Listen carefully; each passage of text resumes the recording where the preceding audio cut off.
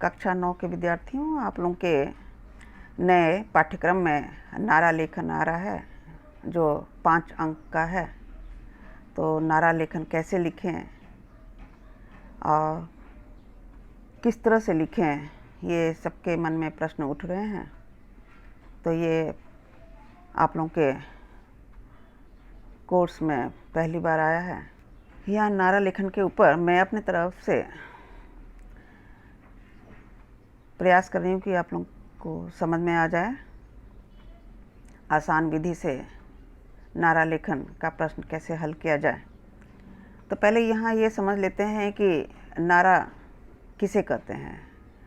देखा जाए तो नारा का पर्याय शब्द है उद्घोष, प्रचार करना, सिद्धांत या नीति वचन। तो उद्घोष के जो पंक्तियां हैं उसे नारा कहेंगे। प्रचार करने के लिए कुछ पंक्तियां हम लोग प्रयोग करते हैं उसे नारा कहेंगे।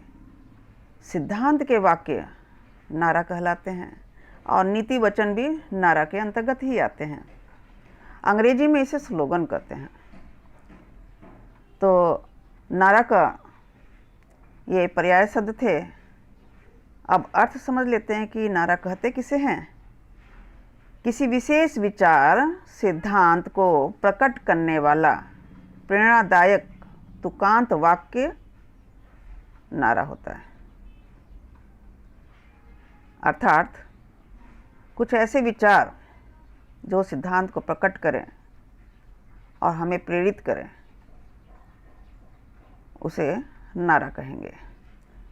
इसमें गंभीर अर्थ छिपा होता है। देखने में ये कुछ शब्दों का होता है, कुछ वाक्यांशों का होता है या कुछ पंक्तियों का होता है, पर इसमें गंभीर अर्थ छिपा होता है, उसे नारा कहेंगे। लेखन का अर्थ तो आप लोग जानते हैं, लिखना, नारा लिखना।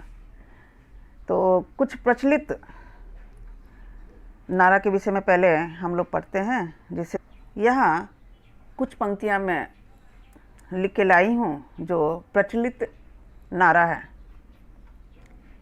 तो आप लोगों को भी याद हो गया होगा, ऐसे नारा सुनते रहते होंगे आप लोग। तो किसी को बार बार सुनना या देखना तो याद हो जाता है। जैसे चुनाव के समय ये नारा बहुत प्रचलित था, अब की बार मोदी सरकार। अभी कोरोना काल में ये आप सुनते रहे होंगे। जब भी किसी को कॉल करते हैं तो ये पंक्ति तो ज़रूर सुनते होंगे आप लोग, जब तक दवाई नहीं तब तक ढिलाई नहीं। और पेड़ के विषय में आप लोग ये नारा तो अच्छी तरह से जानते होंगे, पेड़ हमारा जीवन है, जल नहीं तो कल नहीं, एक बूंद जिंदगी की। तो पोलियो ड्रॉप के विषय में आप लोग ये नारा तो याद कर लिए होंगे, एक बूंद जिंदगी की। सतर्कता हटी दुर्घटना घटी, ये ट्रैफिक रूल्स के लिए बनाया गया था। जागो ग्राहक जागो, ये ग्राहकों को सचेत करने के लिए नारा बनाया गया था। अनेकता में एकता, ये हमारे देश के लिए नारा बनाया गया था। जय जवान जय किसान, तो ये ऐतिहासिक नारा है, लाल बहादुर शास्त्री का दिया हुआ नारा। और स्वतंत्रता के समय आज़ादी के लिए क्रांतिकारियों ने वंदे मातरम ये 1-2 शब्द का नारा का उद्घोष किए थे आज़ादी प्राप्त करने के लिए। तो इस तरह से आप लोगों को मैं यहाँ कुछ नारा लिख के ये बताने का प्रयास कर रही हूँ कि नारा ऐसा ही होता है, कुछ शब्दों का, वाक्यांशों का, वाक्य का। तो आप लोगों की परीक्षा में जो नारा लेखन आएगा उसके लिए कम से कम 2 पंक्तियाँ लिखने के लिए आ सकता है, या कुछ शब्दों में लिखने के लिए आ सकता है, या वाक्यांशों में लिखने के लिए आ सकता है, या ऐसे ही आप लोगों को नारा लिखने के लिए आ सकता है। तो जैसा भी हो, आगे देखते हैं नारा लेखन के विषय में कि कौन सी बातें ध्यान देने योग्य हैं। तो यहाँ आप लोगों को दिखाई दे रहा है कि कुछ ऐसे मैं बिंदु लेके आई हूँ जो आप लोगों को ये बताने का प्रयास करेगा कि हमें नारा लेखन के समय किन बातों पे ध्यान देना आवश्यक है। तो आइए पहला देखते हैं। नारा आकर्षक एवं प्रेरक होना चाहिए। नारा सुनने में, देखने में आकर्षक होना चाहिए और प्रेरक होना चाहिए, प्रेरित करने वाला होना चाहिए। ऐसा नारा होना चाहिए। दूसरा देखिए, नारा लेखन में शब्दों का उचित चयन होना चाहिए। सुनते ही जबान पर चढ़ जाए। जबान पर चढ़ जाना मतलब याद हो जाए।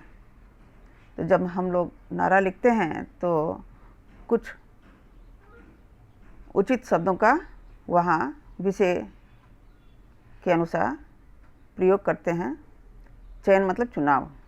ऐसा होना चाहिए कि जिसे सुनते ही लोगों को याद हो जाए। था बिंदु, नारा में गंभीर अर्थ छिपा होना चाहिए। ये धार रहित हथियार होता है। कहने का अर्थ ये है कि ये नारा जो है बहुत ही प्रभावशाली होता है।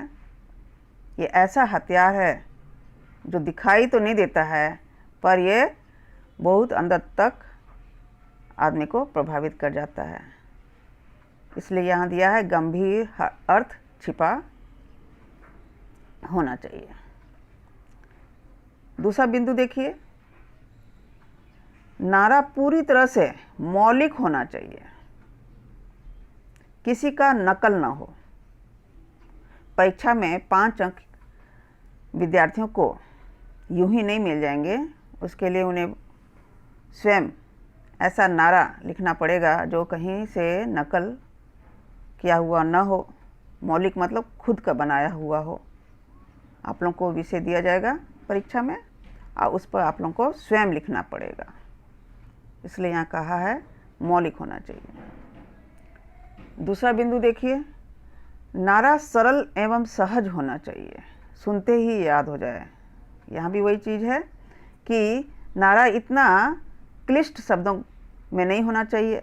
सहज मतलब नेचुरल होना चाहिए, आसान होना चाहिए कि लोगों को बार बार नारा पढ़ने के लिए ज़रूरत ना पड़े, याद हो जाए, सुनते ही याद हो जाए।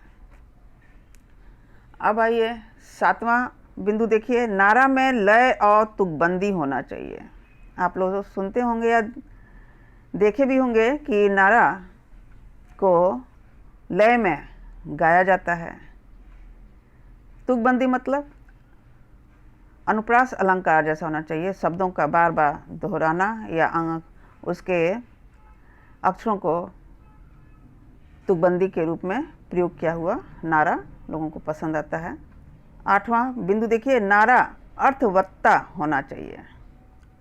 अब आप लोगों को परीक्षा में नारा लिखने के लिए आएगा तो नारा ऐसे शब्दों में लिखा जाए या वाक्यांशों में, वाक्यों में कि जिसका अर्थ समझ में आए। नारा किस विषय में है या नारा क्या कहना चाहता है। अर्थवत्ता मतलब अर्थ प्रकट हो सके। 9वां बिंदु देखिए, नारा एक आदर्श वाक्य होना चाहिए। नारा में किसी की बुराई ना हो, वो आदर्श होना चाहिए, आइडियल होना चाहिए। दूसरी बिंदु देखिए, नारा सृजनात्मक होना चाहिए। सृजनात्मक मतलब क्रिएटिविटी पर ध्यान देना चाहिए। नारा लिखने के समय, उसको बनाने के समय, है ना, उसकी ब्यूटिफिकेशन पर भी ध्यान देना चाहिए। और आखिरी बिंदु, नारा रचनात्मक हो जिसमें चित्र भी हो। आप लोग देखे होंगे कि पोस्टर के द्वारा या बैनर के द्वारा लोग नारा लिख के अपनी मांग पूरा करते हैं या अपनी बात दूसरों को समझाने का प्रयास करते हैं। तो रचनात्मक होना चाहिए जिसमें हम लोग चित्र का भी प्रयोग कर सकते हैं। तो इस तरह से आप लोगों को कुछ बिंदु यहाँ मैं बताने का प्रयास की हूँ कि नारा लिखने से पहले किन बातों पर ध्यान देना चाहिए। आगे यहाँ आप लोग के सामने शीर्षक दिखाई दे रहा है, नारा के प्रकार। अर्थात नारा के कई विषय हैं, तो वो प्रकार के अंतर्गत आ जाता है। तो यहाँ मैं इस तरह से 10 तरह का नारा लिख के लाई हूँ आप लोगों को समझाने के लिए कि नारा के कई प्रकार हो सकते हैं। परीक्षा में आप लोगों को विकल्प के रूप में प्रश्न आएगा, उसमें से जो आपको सरल लगता है उसको आप चुनकर लिख सकते हैं। जैसे यहाँ पहला प्रकार में है राजनीतिक नारा, दूसरा सामाजिक नारा, तीसरा धार्मिक नारा, चौथा देशभक्ति नारा, पांचवा पर्यावरण नारा, छठा में देखिए स्वास्थ्य पर नारा, सातवां है नीति परक, आठवां है एकता पर नारा और नौवां है शिक्षा पर नारा, 10वां है ऐतिहासिक नारा। तो इस तरह से आप लोगों के सामने ये दिखाई दे रहा है 1 से 10 प्रकार का नारा मैं लिख के लाई हूँ आप लोगों को समझाने के लिए कि परीक्षा में जिस भी प्रकार का नारा पर प्रश्न आए आप लोग उसको अच्छी तरह से लिख सकें। मैं उदाहरण लिख के लाई हूँ, मेरा अपना मौलिक लिखा हुआ सब नारा है इन विषयों पर। यहाँ देखिए नारा का उदाहरण। नारा के उदाहरण में जैसे कि मैं आगे आप लोगों को बताई थी कि नारा के प्रकार में राजनीतिक नारा, तो यहाँ मैं कुछ मौलिक नारा का उदाहरण लेके आप लोगों के सामने प्रस्तुत हूँ कि आप लोग के किसी काम आ सके कि किस तरह से राजनीतिक नारा लिखा जा सके। यहाँ देखिए छोटे छोटे वाक्यांशों में है ये पहला वाक्य में 2 वाक्यांश देखिए। कट्टर सोच नहीं, युवा मदहोश नहीं। दूसरा है वोट डालना है, अपना फर्ज निभाना है। तीसरा देखिए अपना अमूल्य वोट देकर सही नेता को ही चुने। ये चुनाव के समय लोग वोट मांगते हैं, तो इस तरह का आप लोगों को अगर प्रश्न आता है तो लिख सकते हैं। चौथा है अब की बार सही मतदान। पांचवा है आपका वोट लोकतंत्र की जान।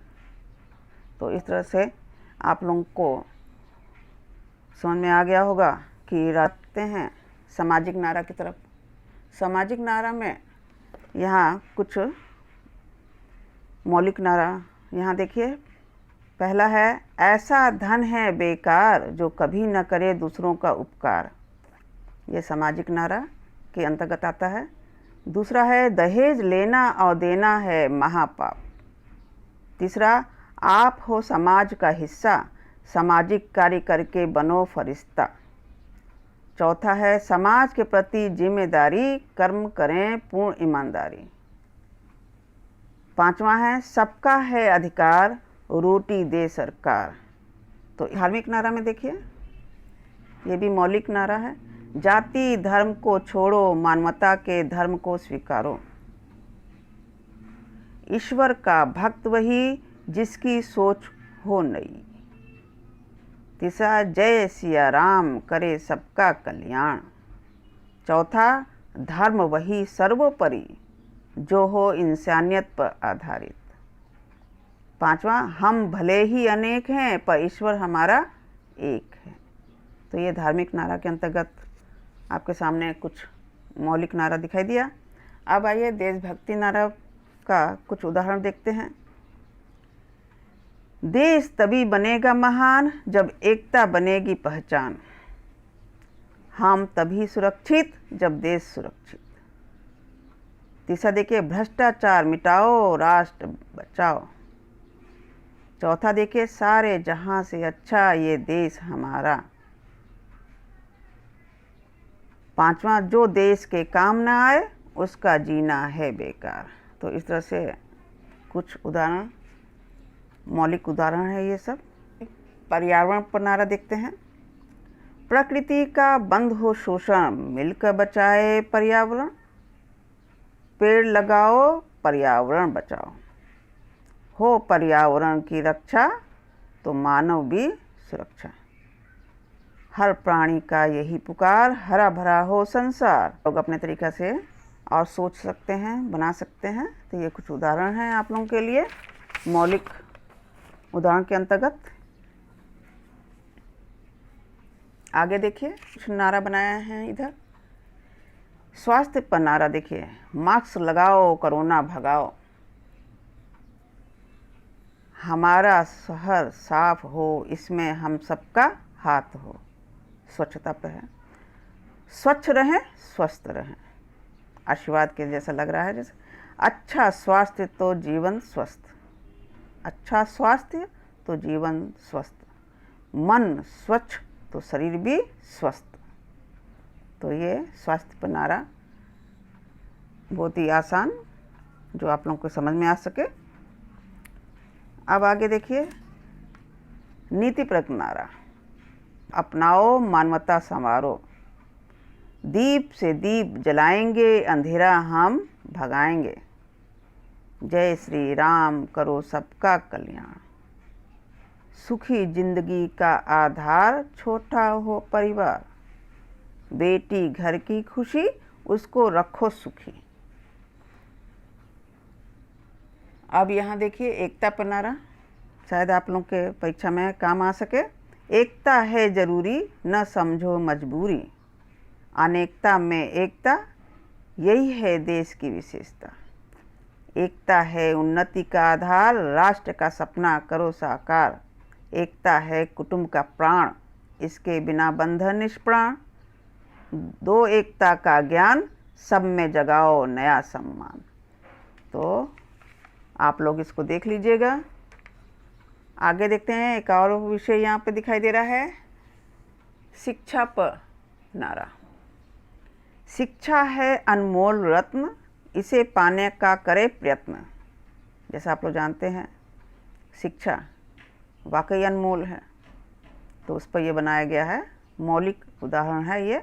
शिक्षा है अनमोल रत्न, इसे पाने का करें प्रयत्न। जिन्हें मिली शिक्षा, उसकी पूरी हुई इच्छा। तुकबंदी जैसे बताए थे ना, तुकबंदी होना चाहिए। नर हो या नारी, सब बनना है साक्षर। शिक्षा ही जीवन का आधार, उसके बिना है सब बेकार। पांचवा देखिए, हिंदी को करो सम्मान, तभी राष्ट्र पूर्ण साकार। अब ऐतिहासिक नारा देख सकते हैं। ऐतिहासिक नारा मौलिक नहीं हो सकता है। मौलिक मतलब खुद का बनाया हुआ नहीं है, ये लिया गया है। ऐतिहासिक नारा तो लिया ही जाएगा, ये पास्ट का है। आराम हराम है, जय जवान जय किसान, लाल बहादुर शास्त्री द्वारा दिया गया था। इनकलाब जिंदाबाद, देश की आज़ादी के समय का नारा। स्वतंत्रता हमारा जन्मसिद्ध अधिकार है, तुम मुझे खून दो, मैं तुम्हें आज़ादी दूंगा। सुभाष चंद्र बोस का दिया वाला नारा ये। भारत माता की जय, गांधी जी द्वारा आह्वान किया गया। वंदे मातरम, वंदे मातरम, तो ये क्रांतिकारियों द्वारा दिया गया। सत्यमेव जयते, तो देखिए कितने दो शब्दों का ये नारा है। तो इस तरह से आप लोग को समझ में आ गया कि नारा जो प्रभावपूर्ण होना चाहिए, लोगों के जुबान पर चढ़ जाए। शब्दों का चयन इसमें मुख्य भूमिका निभाता है। और दूसरा ये है कि लय होना चाहिए, लोगों को याद हो जाए। तो वो नारा लेखन अब समझ में आ गया होगा, आप परीक्षा में अच्छे से लिख सकेंगे, इस उम्मीद के साथ यहाँ मैं बंद करती हूँ।